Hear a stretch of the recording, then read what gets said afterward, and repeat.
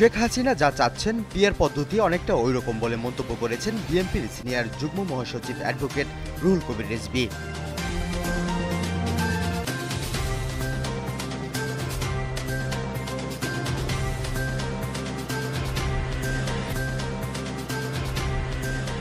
যেসব রাজনৈতিক দল জনগণের আকাঙ্ক্ষা বুঝবে না, বাংলাদেশে তাদের কোনো ভবিষ্যৎ নেই বলে মন্তব্য করেছেন বিএনপির স্থায়ী কমিটির সদস্য আমির খসরু মাহমুদ চৌধুরী।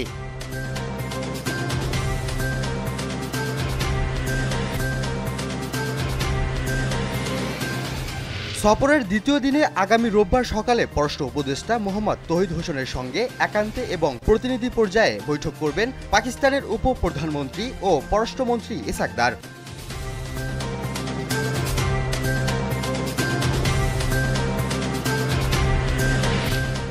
হিজরি 1447 সনের পবিত্র রবিউল আউয়াল মাসের চাঁদ দেখার জন্য সন্ধ্যা 6:30টায় জাতীয় চাঁদ দেখা কমিটির সভা অনুষ্ঠিত হবে।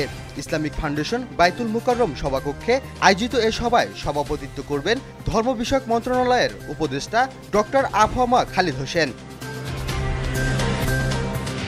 দেশজুড়ে টানা বৃষ্টিপাতের দাপট অব্যাহত রয়েছে, ফলে এই সময়ে 6 জেলার নদী সংলগ্ন নিম্ন অঞ্চল সাময়িকভাবে প্লাবিত হতে পারে বলে জানিয়েছেন পানি উন্নয়ন বোর্ডের বন্যা পূর্বাভাস ও সতর্কীকরণ কেন্দ্র।